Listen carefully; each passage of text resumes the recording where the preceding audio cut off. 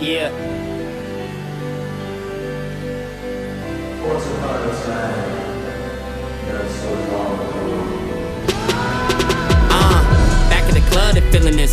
Showing me love, they feeling this. Back in the coop, they feeling this. Said I'm the truth, they feeling this. Back in my home, they feeling this. We Out have on a the road, they very feeling this. special Up in the edition O, they of feeling this. Podcast Back in my Podcast. zone, We they got the feeling this. two-man booth I'm back with now. the once and future king, Ducey over here, and me, beautiful Brett Moore.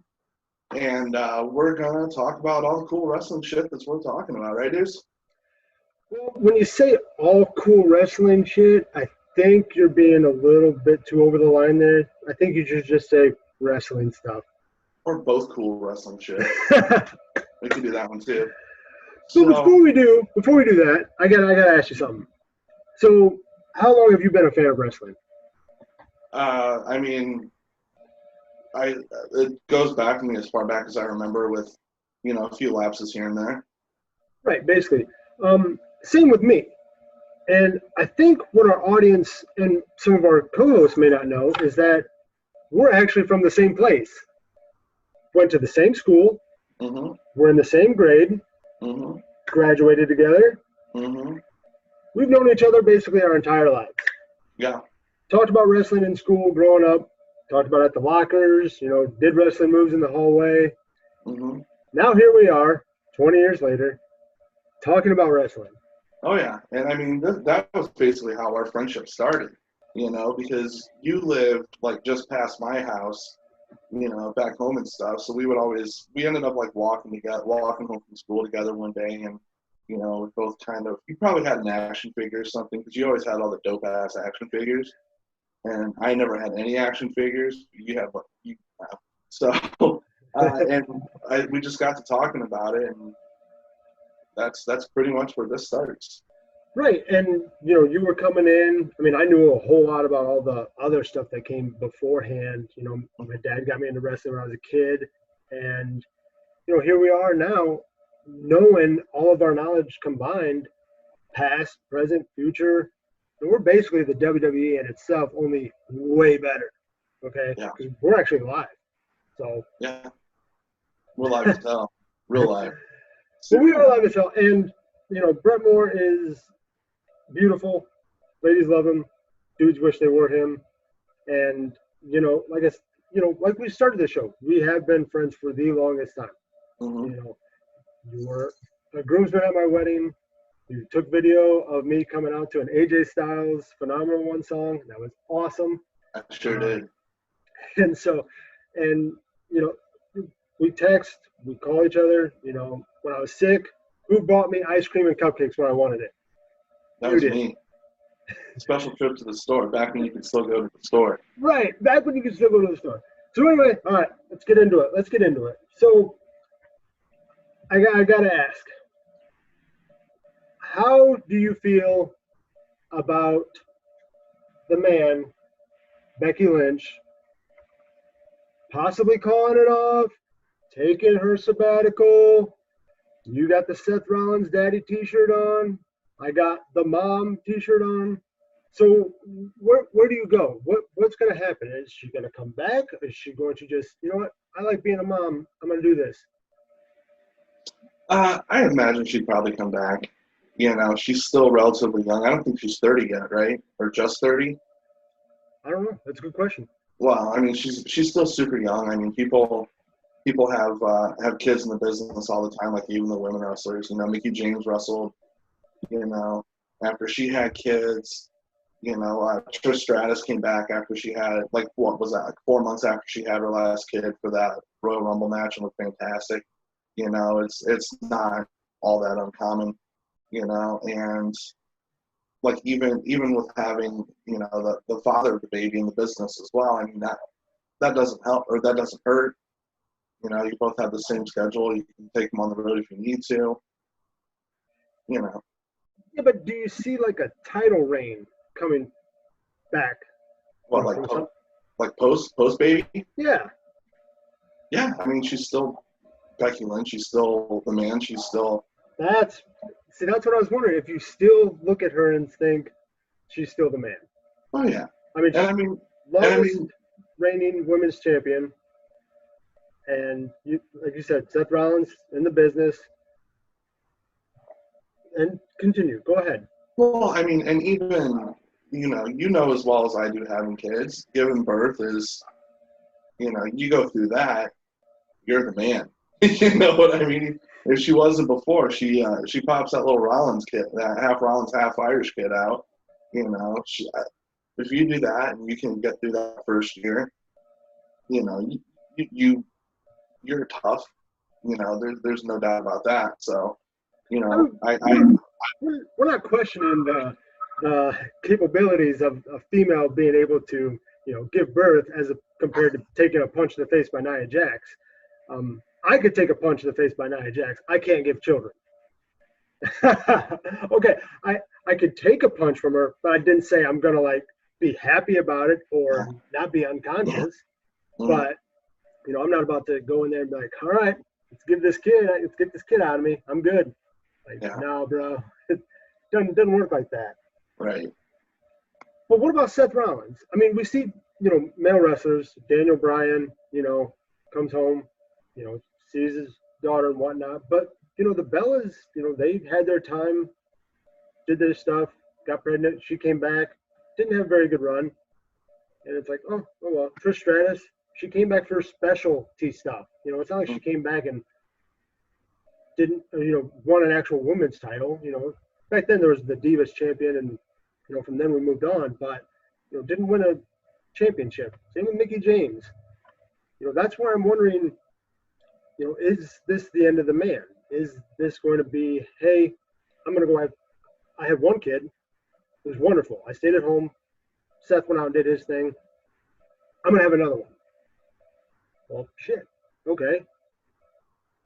That's where I'm just stuck thinking, what if she thinks motherhood, don't get me wrong, being a parent is phenomenal. And mixing that with being a professional wrestler, right. That's God tier level parenting right there, man. But, what if she's just like, you know what? I'd much rather be a parent. I like taking care of my kids. And then we might see her for specialty stuff. Yeah. I think that's what saddens me the most is going into this one thinking, all right, yeah, I'm happy for you. That's cool. You want to start a family. On the other hand, I'm like, woman, you're supposed to be entertaining me. Right now, you're making me very upset. And you know me, I'm a Becky Lynch guy. Big Have time. been since day one. Love her. Not even ish. Even ish. Day one. Pure. Yeah, I mean, if she just wants to be a mom, she could just be a mom. I mean, that's what it is. And even if vacating the belt like that, she can always come back with I never lost the belt. That sets up an angle right there. I mean, that's ammo. That's gas in the tank. That's ammo in the clip. So she's already got that. If they're setting up, and if I'm sure she'll at the very least do like a like you said, like the Trish Stratus special run kind of, like attraction one-off WrestleMania type stuff, or she can come back and work. I doubt full time, but full time-ish. That's the beauty of it. I mean, she's got the options and choices, and that's a wonderful thing. I mean, yeah. Don't get me wrong. I'm really happy for her, and deep down inside, I hate her, but I'm really happy for her that she's going out there and deciding hey, I want a family, because I want my son to be like, hey, my dad used to root for Becky Lynch, and now Becky Lynch's kids. I don't care about him saying Seth Rollins' kids, but Becky Lynch's kids are now wrestling, and so awesome. This is cool. But we'll go ahead. We'll table that for another time. I just wanted to get your thoughts and opinions, because that's kind of like the big thing right now. Mm-hmm. And imagine if there had been a crowd there that night. I don't know. I feel like the crowd would have been the roar would have just been amazing. Well, I mean, that was, for me, the best part of it was Asuka clearly had no idea. She was just finding that out for the first time, and that wall just comes down, and it's like, oh, okay, that was a super cool moment. Yeah, that was actually really cool. Yes. Oh yeah, I dug the hell out of that, and it was just, it's like that glimpse you get, like anymore how the business is, everything backstage is in front of the camera, that's just the nature of it. When you have like an actual moment like that, when you're seeing like a genuine reaction because somebody's finding this huge information out for the first time from one of her friends, and nobody knew. That's the rare kind of stuff you don't see much nowadays. I love that, and that was, I mean, if I'm gonna go with sentimental moment of the year so far, it's Edge coming back at Royal Rumble #1, and then that look on Asuka's face, that look on Asuka's face, oh, pregnant, like that kind of thing. So I thought that was cool. Even it hits you in the feels because even Becky was all like, yeah, "Come on, man, seriously, I need a hug right now, man. Fuck me, right?"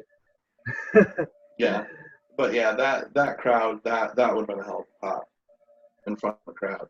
No, you're right. You're right. We'll go ahead and table that. You guys at home, you people viewing on here, leave your comments. Tell us what you think, and don't hate on Becky Lynch. All right, she's awesome. Other people in this podcast, Jake and Chucky, there are people that don't like Becky Lynch, but you got two guys here. One especially loves her, and Brett. I mean, he's on I'm the a fence. big fan. I mean, he's not like, I'm a fan. he's not like fucking Ginger. Get her out of here. Anyway, I don't. I digress. Yeah. We'll go ahead and move forward. This past weekend we had Money in the Bank. Could you go ahead and tell me what that tagline was again? I didn't hear it enough during the pay-per-view. I legitimately forgot it. It wasn't climb the corporate ladder. It was. It's like thinking risk, big reward, or something like that. That's right. I'm like, seriously? Right. How many times are you guys gonna say this? Yeah, they might as well have the tagline just be like, super huge cliche. Buy the ticket, take the ride. Well, that would have at least been sweet. Yeah, and you can repeat that. That's not something you're like, dude, you already told me to buy the ticket once, all right? Yeah, but I mean, they did say that a million times. I have no idea how I forgot it. I think I just, after the first half hour of the pre-show, I kind of tuned it out, I'm almost willing to bet they said it more times than Buff Bagwell dropped the F-bomb on our podcast. I bet it's up there. Similar numbers. So we're not gonna waste everybody's time. We're not gonna go through the whole card match by match because that's just how it is. So what we're gonna do is I'm gonna go ahead and have you tell me your best part of the night. Okay? Then I'll tell my best part of the night. And then we'll have you tell your worst part of the night. And we'll tell my worst part of the night. Then you folks at home can understand how it all comes full circle. You got it? Good. Brett, let's start with you. Yeah. So for me, the best part of the night, and I think this flew under the radar like it often does, but the performance of Bayley, that was for me the best part of the night. I mean, it wasn't a great match, and that was 1,000,000% not Bayley's fault. Tamina is terrible. I mean, she's better than me, but I'm also not out there perpetrating like I do this. That was horrible. It was. I was listening to Cornette's drive-thru today, and he was reviewing the Money in the Bank match, and he said she doesn't make facials. She looks like she's bored the entire time she's out there. She can't. She's a terrible seller. Her offense looks. I mean, she's a big girl. She should have all power offense and stuff like that. And the only move she has that looks even remotely devastating is a super kick, because the super kick looks devastating. So, and Bayley got a good match out of her. Not a great match, but better than a solid match. She got a good match out of her because Bayley is fucking awesome. She flies under the radar. She's the last few pay-per-views that she's been in my opinion, her matches have been first, second, or third on the card. And this is going back until after the first of the year. She's... Even go back further. Bayley's had great matches. she can work. She makes opponents look. She makes her opponents look good. She gets herself over. She's very, very, very underrated. She's the female version of Christian right now. So that was the best part of the night for me. I What mean, was yours? when you're talking about, just for a real second here, you were talking about the whole facial expressions. Tamina did look like she took a facial when she got sprayed with that water bottle. That's all I'm going to say about that. And I feel our folks at home can agree. There was like one time when Bailey had that ankle lock on her that she was like, she sold that really well, but that was the only thing. No, So, I don't know. I don't even know why she had that title shot to begin with. I mean, they were probably looking at her like, all right, who's going to come into work today? Tamina, championship match, you got it. Who's doing the job? Yeah. They don't. I appreciate the fact that they're not rushing to take the belt off Bailey. They're giving her a long run. Almost as long as Becky Lynch's run. She got the belt the month afterwards. Yeah. And so she's had a nice long run with it. She's done great. She's put solid defenses against everybody. I think she's incredibly underrated. Incredibly. But Tamina, I think we can agree, is probably the worst person on the roster right now. Oh, she sucks. Thank you. Okay. All right. So my number one thing about Money in the Bank, and you're going to love this. You folks at home, you're going to love it too. Okay. You ready? Ready? Here we go. Jeff Hardy on the pre-show. That's the best part of the night. The only thing I can give you guys is everything else, shit. Jeff Hardy, come back right here in our face. Title run in the future. Calling it right now. Right now. Because Jeff Hardy is who he is, and he goes out there. Yeah, he's had some problems in the past. He's on the pre-show. The only match on the pre-show, mind you, that was supposed to be that R-Truth was turned into, I don't even want to talk about it. I don't want to talk about it because it was horrible. But that was the only good thing about Money in the Bank. Jeff Hardy going out there showing what he does, what he can do, what he's been doing for the past 25 years. And, I mean, yeah, I'll give credit where credit's due because, he's out there. It's just a pre-show. There's no live crowd anyway. But, he's showing everybody, like, motherfucker, I'm still here. I was here before Cena. That dude's not here. I'm here. Love me. Thoughts? Yeah. And don't forget, I mean, the other person in that match, Cesaro. Cesaro is awesome. Have you ever seen a bad Cesaro match? He got his goddamn teeth knocked out and went back out and and finished the match and had a great match. He went into the crowd and flattened that beach ball that one time. Cesaro's awesome. If Bailey is like the female Christian right now, Cesaro is the male Christian right now. Plus, I'm not even sure I believe that. Not to mention, you could put Swiss with just about any other finisher, and it would work great. Like what we were discussing back and forth one time, I was like, "Oh man, Swiss chin music." The Swiss Cold Stunner. The Swiss Cold Stunner, dude. You go on and on, man. Oh yeah. I'm telling you, you guys at home, if you're go ahead and watching this, type in your best finisher with Swiss in it. I guarantee you, the Swiss Shooter, all right, by Bret Hart, the Swiss Man. Swiss Flash. See, you could just go on. It's only you got an S in there. You put Swiss. That's Money in the Bank right there. Yeah. You nailed it. Cesaro's good. Even when he was the bar, I still enjoyed him. He's always been good, man. He's always been the unsung hero in that group. Between him and Dolph, those are the two guys. You want to get somebody over. You put him in a match with Cesaro, or you put him in a match with Dolph Ziggler. And they're gonna make you fucking shine. I guarantee it. All right, switch it up. Hit me with your worst, Johnny. I'm gonna go with the end of the Money in the Bank match.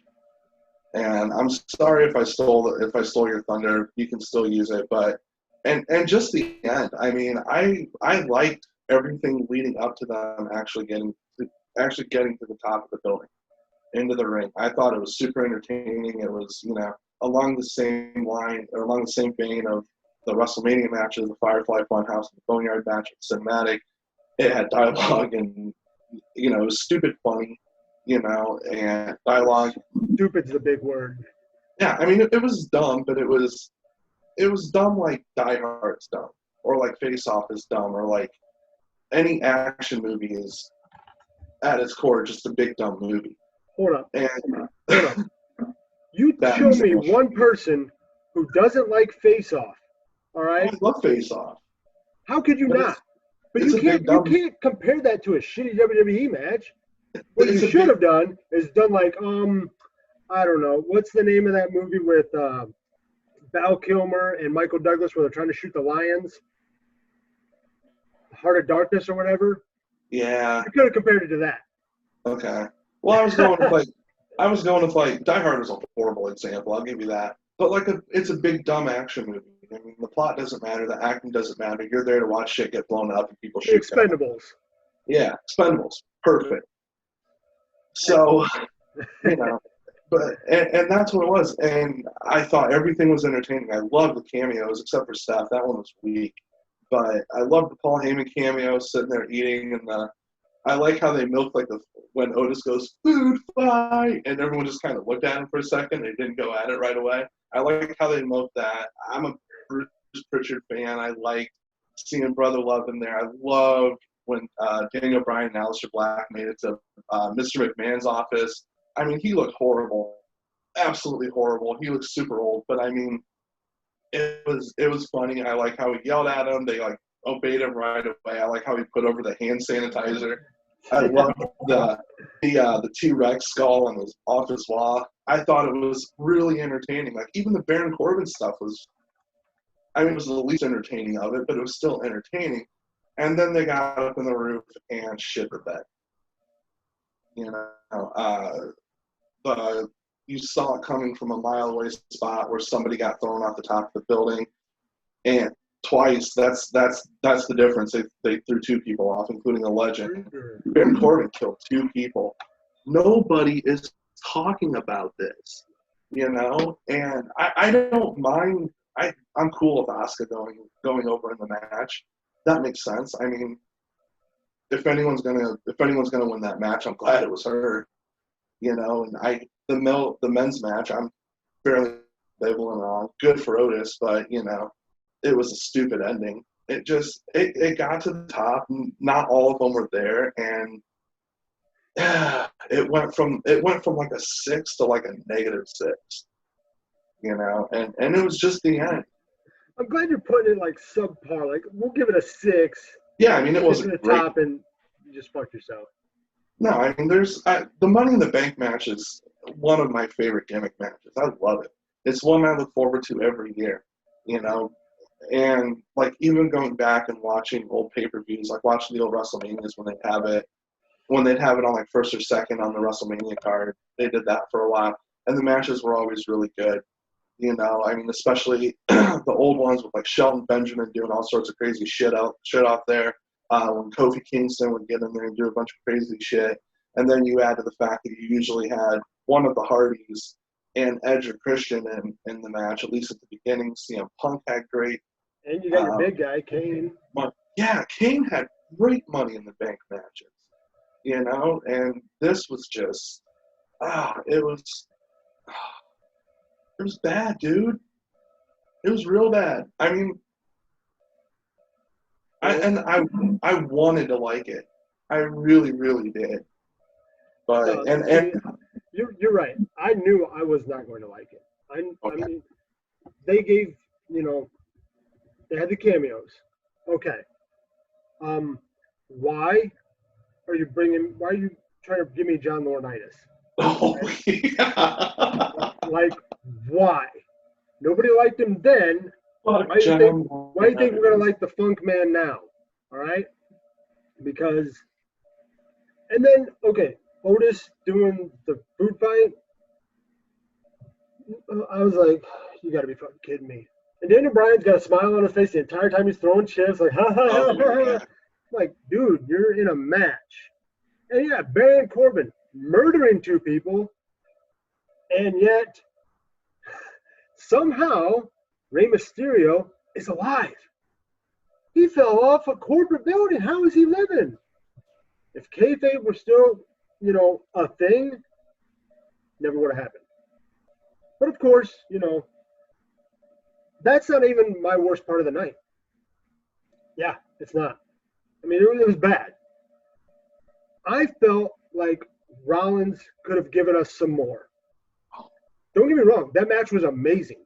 All right. That finish was great. But it just felt sloppy from Rollins' end. It just looked like, okay, we know what Rollins is going to do. Okay, here's Falcon Arrow. Okay. That's a bigger guy than what you're used to fighting. Throw it like Brock Lesnar style. Like Brock Lesnar had to change what he's going to do. This one, it was like he's wrestling Finn Balor. It didn't change anything. He still hit the Kaiser blade. But it just felt like he was just going through the motions. And usually in a big match like that, you study your opponent, or at least that's what we're told to think, that they study their opponent with their moves. That his Claymore kick, attack the leg, make McIntyre work for it. And I mean, in ways, he kind of worked his body and everything like that. But I just didn't get the sense like if Rollins really wants it, And that Claymore kick off the ropes, holy shit! Oh yeah. I heard that. I heard that from when it was taped, and I was like, "What was that?" And so, but that's just my opinion. Of course, I know I'm going to get shit on by a bunch of people saying, "Oh, Rollins did everything good." No, I've seen him do a lot better, but that's okay. And then he does his whatever thing he does on Monday night to Rey Mysterio, and it's like, all right, maybe he's changing. Monday Night Messiah to what? Dark Knight, some shit like that. See him talking like this the entire time on Raw. Fucking douche. Harvey Dent.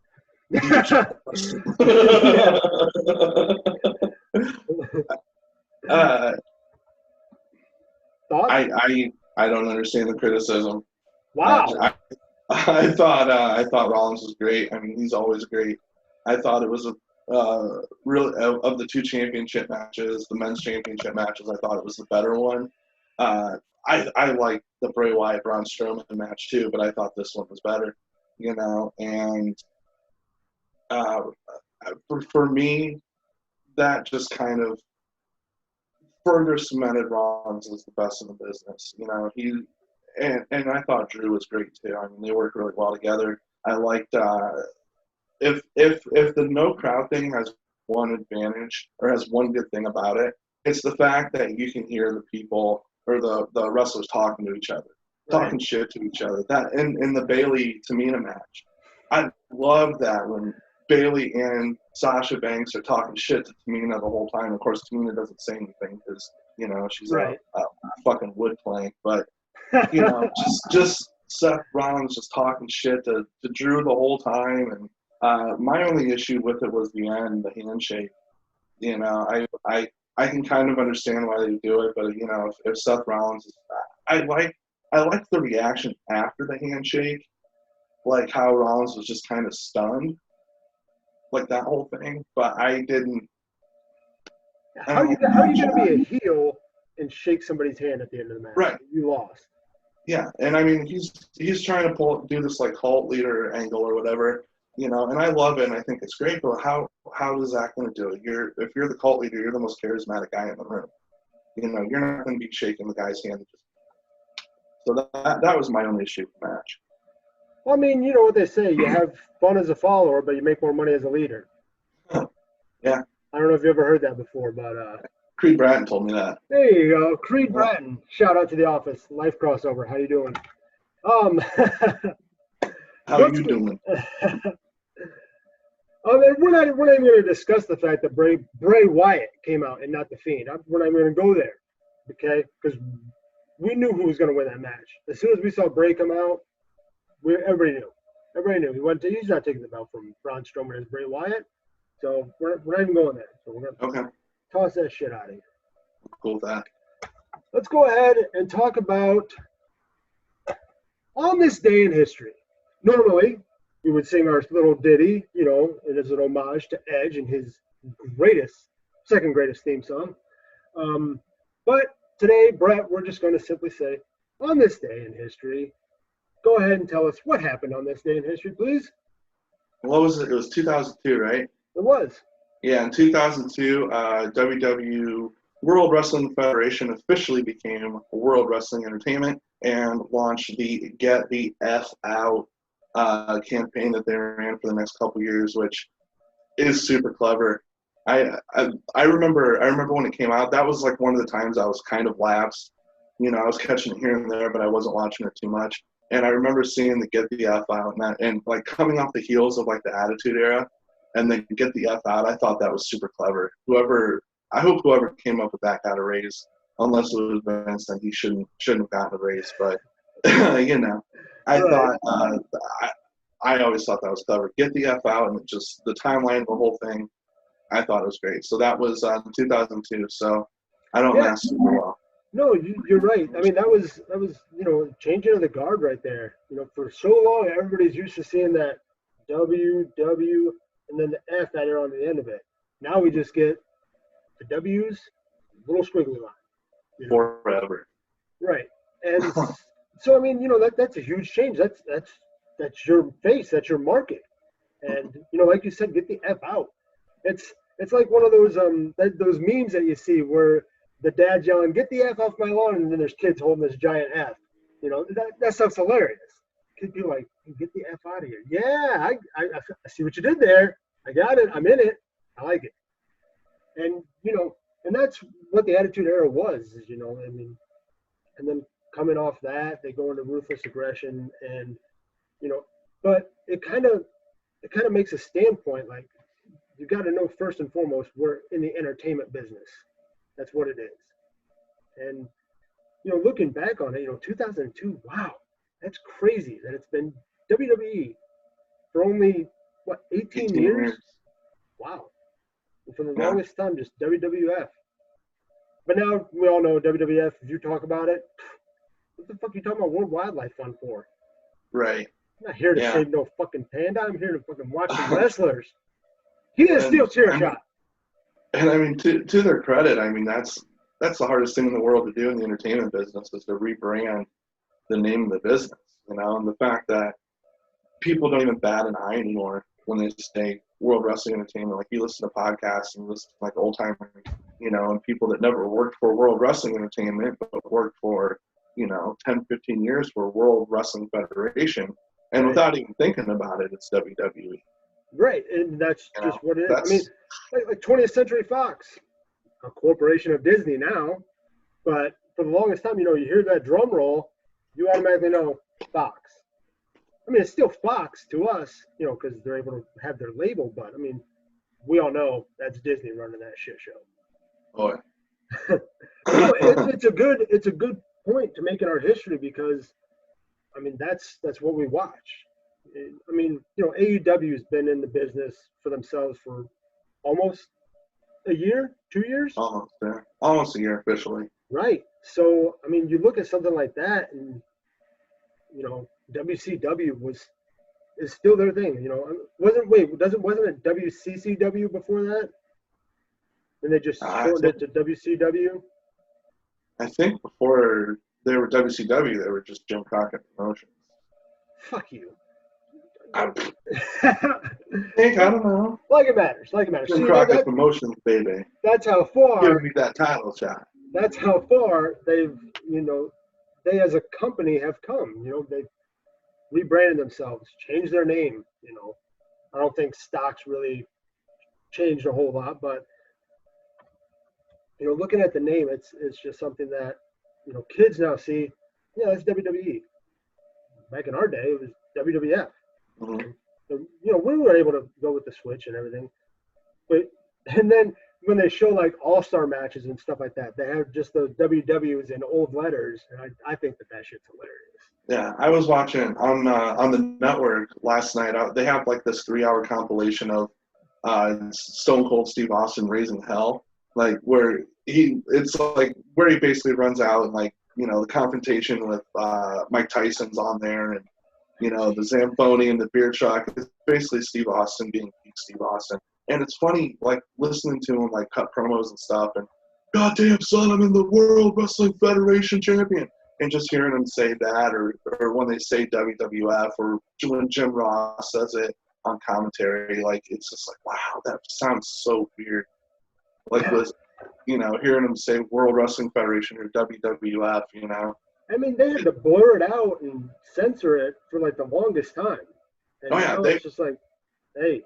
Well, they went back, like, even I have, you know, I have like Mick Foley's book and Edge's book and stuff, and those were all written before they were World Wrestling Entertainment. They went back and changed all the WWFs, WWEs, and all the World Wrestling Federations, the World Wrestling Entertainments, you know, and both of the books, and I'm assuming all of them too. I think they did Shawn Michaels' book too, that I also have. I have both of them, even the one about God, which is kind of weird, but it's still a good book. It's a good book. I got a lot of good stuff out of it. I'm just anyway. Don't get any judgment from me. No, anyway. You're talking to the guy who reads The Great Gatsby at least once every 2 years. Then what the fuck's wrong with that? But speaking of Steve Austin, somebody, I don't know who, wink, you, made an amazing post today about a Steve Austin tweet where, for some reason, the Texas rattlesnake, Texas, was wearing an Alabama, sorry, I tried doing my best Forrest Gump there, that was solid, mask, right?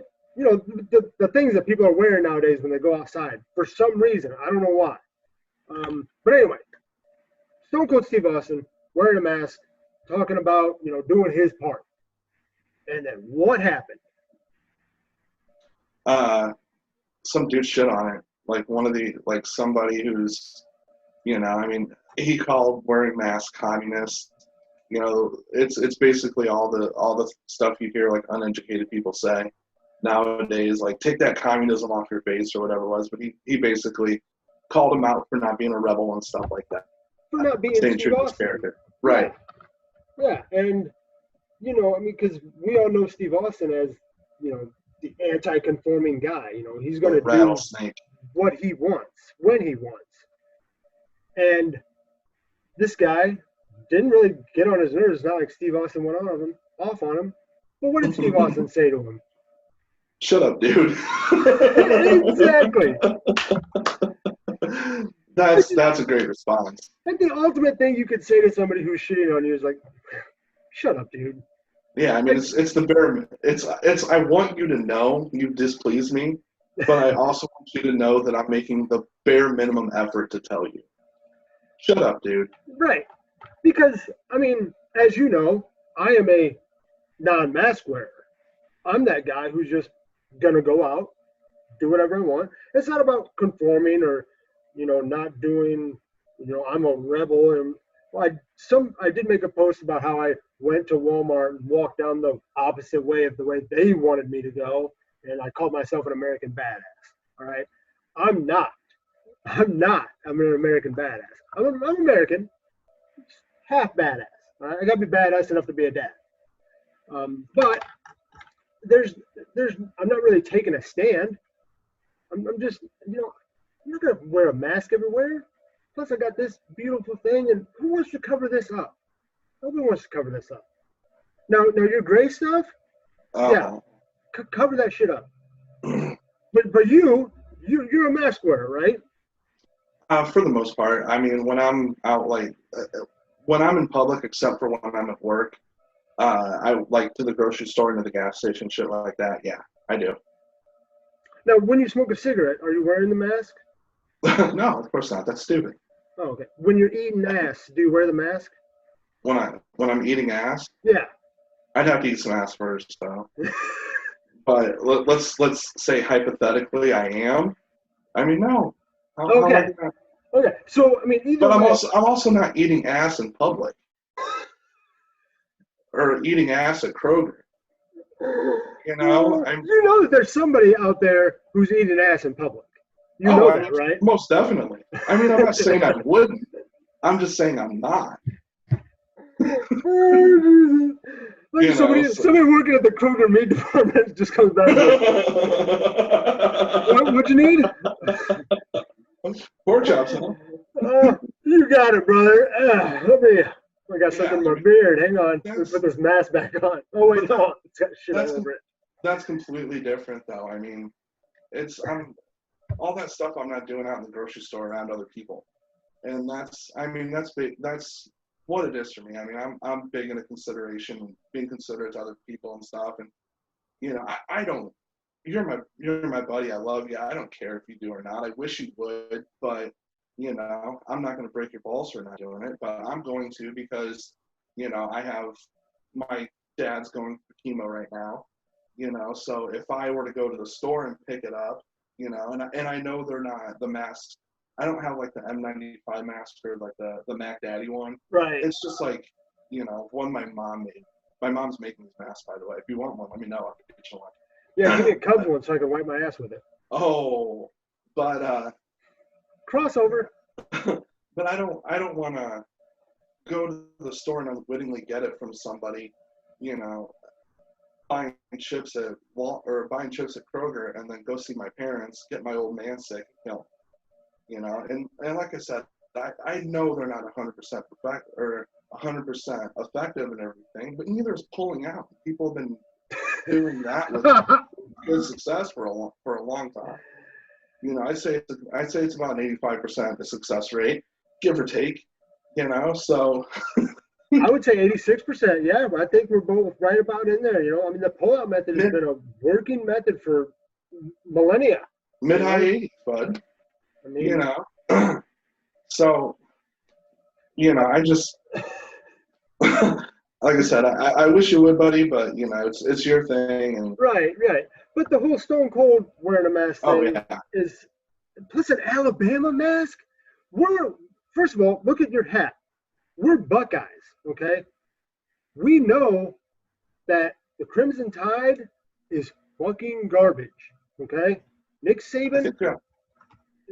But anyway, we're not going to go there. That's a different podcast for a different life group, crossover, hashtag it. But Steve Austin, you know, I was like, holy shit, Steve Austin. I mean, the man's old though, okay? You know, he's got to get his beer, which is weird because I would figure Steve Austin would have his beer delivered to him, unless he's just not drinking his own beer, which is the same as a guy not wrestling with his shirt on. So, I mean, was in your chest, right?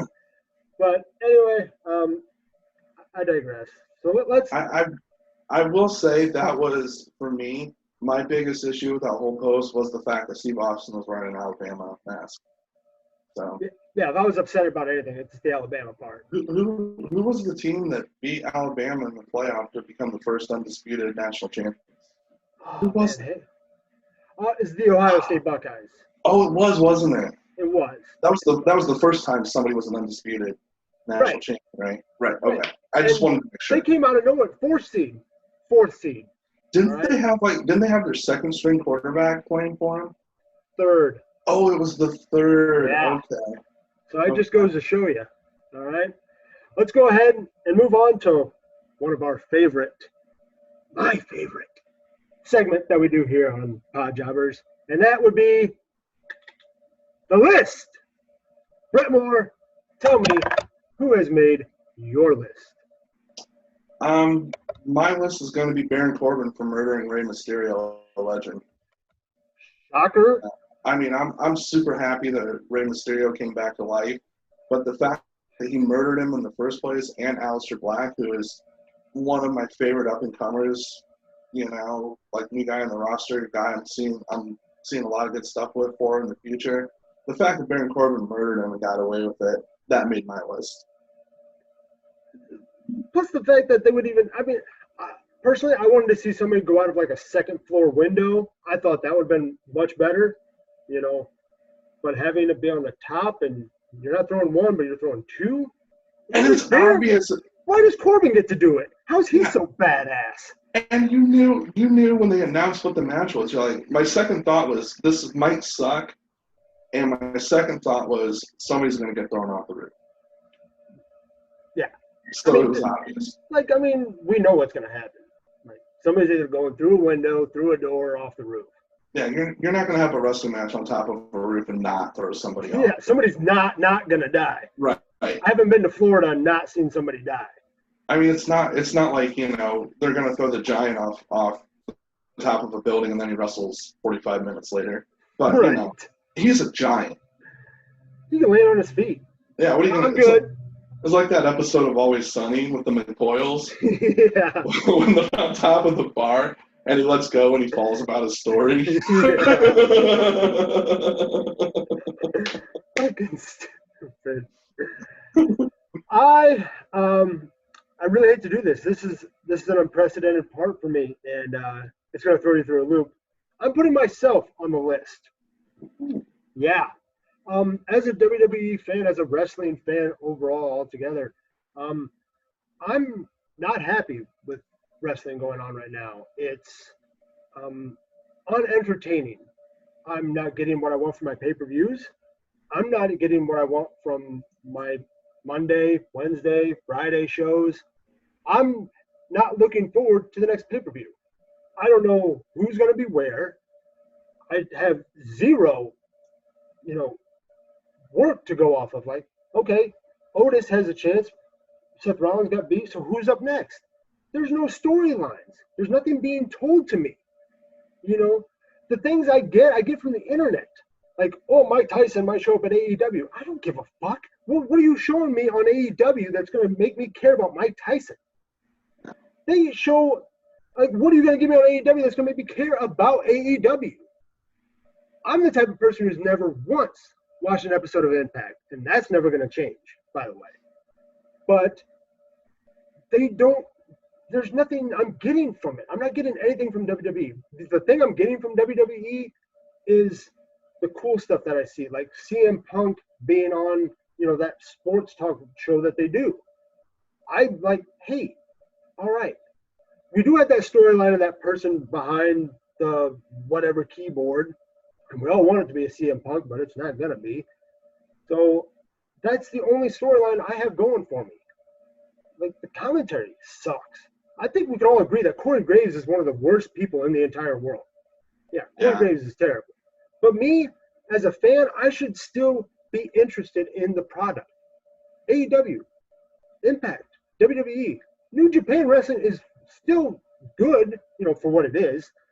I've never been the biggest fan of it, but, it is what it is. I'm an American kid. I grew up with American products. Fuck you. Even though all my shit's made in China. China's not Japan. I know what I'm saying, all right? You don't have to go backwards on me, goat. Damn. But as a fan, I should be ready for Raw, SmackDown, pay-per-views, NXT in your house. I should be pumped about that. I'm not. I think that makes me a piss-poor fan. It makes me a shady person to be around when it comes to things like this that are happening that are great, like Becky Lynch. When I saw that video, I was all like, I'm burning this fucking shirt. That's what I said. I even posted on the group. Fuck it. Because, I felt betrayed by that bitch. Getting pregnant by Seth Rollins. Having sex with him is one thing, but you get pregnant by Seth Rollins? Bitch, please. And I say that bitch very loosely for all of our females out there. I do not. Anyway, what I'm trying to say is that I just felt like you're the man, kind of just let me down here, you selfish person, you. Because I want to see you in matches, and now who's gonna be my woman person? Bailey, and then what? Flair, Asuka. Give me Mandy Rose, yeah, because then I get a little bit of the "what's up, how you doing" type of stuff going on. But she's not gonna lead me down the road to wondering what type of match. She's not gonna highlight WrestleMania, headline, whatever. So, to all you wrestling fans out there, I put myself on the list. Brett, any comments about that? Nah. Good, because fuck you. 'Cause I put myself on the list, all right? I already shit on myself. All right? And I know that next time when CL Kid and the villain, they're going to shit on me too. But I already called myself out, so therefore you can't do it. You can't touch me, all right? Well, that's airtight logic, bud. You're damn right. You're damn right it is. Oh man. By the way, for all you people out there that are still watching us or that are still watching us, who am I kidding? You guys love us. We see the feedback. You guys do love I us. love me. We are working on getting a next guest coming in soon, okay? Bear with us. Once we have everything lined up, an announcement will be made on our page. You will be the first to be notified. You'll be the first to watch it. But we got to get all of our ducks in a row first. And on that note, for Brett Moore, Matt Buendia, beautiful Brett, King Ducey, I'd like to thank you for taking your time, spending it with us, talking, listening, doing everything we can about wrestling. This is Pod Jobbers. We're out. Later.